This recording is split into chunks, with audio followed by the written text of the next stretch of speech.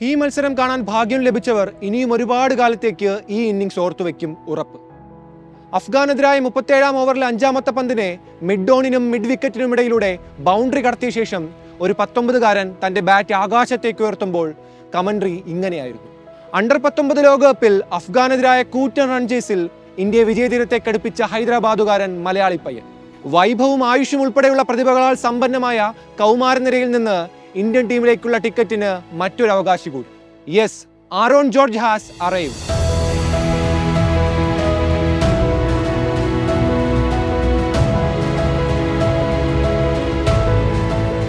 നിവിൻ പോളിയുടെ 1983-ൽ ഒരു രംഗമുണ്ട്. മകനെ ക്രിക്കറ്റ് അക്കാദമിയിൽ ചേർത്ത ദിവസം രാത്രി രമേശൻ ഭാര്യ സുശീലയോട് പറയുകയാണ്, അതുവരെ താൻ കളിച്ചിരുന്നതല്ല യഥാർത്ഥ ക്രിക്കറ്റ് എന്ന്. അവൻ നെറ്റ്സിൽ ക്രിക്കറ്റ് കളിക്കുന്നത് കണ്ടപ്പോൾ കണ്ണു നിറഞ്ഞുപോയിരുന്നു.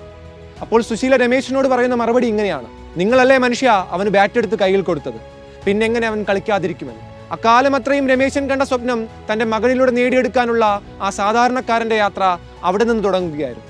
പിന്നീട് അവൻ നേടിയ ഓരോ റൺസും ബൗണ്ടറികളും കയ്യടികളും അയാൾക്ക് കൂടിയുള്ളതായിരുന്നു, അല്ലേ? ഇത്രയേറെ സിനിമാറ്റിക് അല്ലെങ്കിലും സ്വന്തം മകനിലൂടെ ഒരു കാലത്ത് ക്രിക്കറ്റിൽ താൻ കണ്ട സ്വപ്നങ്ങൾ സാധ്യമാക്കാനാകുമെന്ന് ആരോണിന്റെ അച്ഛൻ വിശ്വസിക്കുന്നു. അവൻ 90കളിൽ നിൽക്കുമ്പോൾ ഹൃദയമിടിപ്പ് കൂടുന്ന ഒരമ്മ, അക്കാദമിയിലെ പ്രാക്ടീസ് സെഷനുകളിൽ അവന് കൂട്ടുപോയിരുന്ന സഹോദരി, ഇവരെല്ലാവരുമാലും ഉരുവാക്കപ്പെട്ട ടാലന്റാണ് ആരോൺ.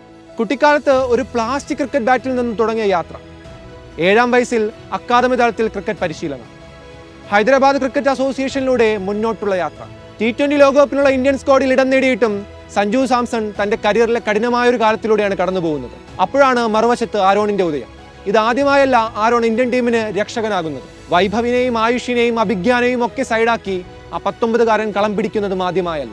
കഴിഞ്ഞ വർഷം അണ്ടർ-19 ഏഷ്യ കപ്പിൽ പാകിസ്ഥാനെതിരെ 88 പന്തുകളിൽ നേടിയ സെഞ്ചുറിയോളം പോകുന്ന 85 റൺസ്, സെമി ഫൈനലിൽ ശ്രീലങ്കയ്ക്കെതിരെ നേടിയ 58 നോട്ട് ഔട്ട്, അങ്ങനെ മികച്ച ഇന്നിംഗ്സുകളിലൂടെ തന്നെ ആരോൺ മുംബൈ വരവറിയിച്ചതാണ്. എന്നാൽ ഏഷ്യ കപ്പ് ഫൈനലിൽ പാകിസ്ഥാന് മുന്നിൽ ഇന്ത്യൻ കൗമാരത്തിന്റെ അപ്രതീക്ഷിതമായി വീണുപോയപ്പോൾ ആ ടൂർണമെന്റിലെ ആരോണിൻ്റേത് ഉൾപ്പെടെയുള്ള പ്രകടനങ്ങൾ ക്രിക്കറ്റ് ലോകം മറന്നുകളഞ്ഞെന്ന് തോന്നുന്നു. ടൂർണമെന്റിൽ 4 മത്സരങ്ങളിൽ നിന്ന് 76 റൺസ് ശരാശരിയിൽ 228 റൺസാണ് അന്ന് അവൻ അടിച്ചുകൂട്ടിയത്. ടൂർണമെന്റിലെ റൺവേട്ടക്കാരുടെ പട്ടികയിൽ 6ാമത്.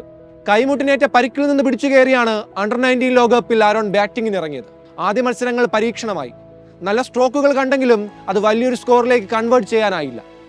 7, 23, 16 എന്നീ ലീൻ സ്കോറുകളിൽ നിന്ന് ക്രൂഷ്യൽ ടൈമിൽ, അതും സെമി ഫൈനലിൽ ഒരു ഉയർപ്പ്. ആദ്യം ബാറ്റിംഗിന് ഇറങ്ങിയ അഫ്ഗാന്റെ 311 റൺസ് എന്ന കൂറ്റൻ വിജയലക്ഷ്യത്തിലേക്ക് വൈഭവ് സൂര്യവംശിക്കൊപ്പം സമചിത്തതയോടെ ബാറ്റ് ചെയ്തു. വൈഭവ് വീണതിന് ശേഷം വന്ന ക്യാപ്റ്റൻ മാത്രയ്ക്കുമൊപ്പവും സമാധാനത്തോടെ ഇന്നിംഗ്സ് പടുത്തുയർത്തി.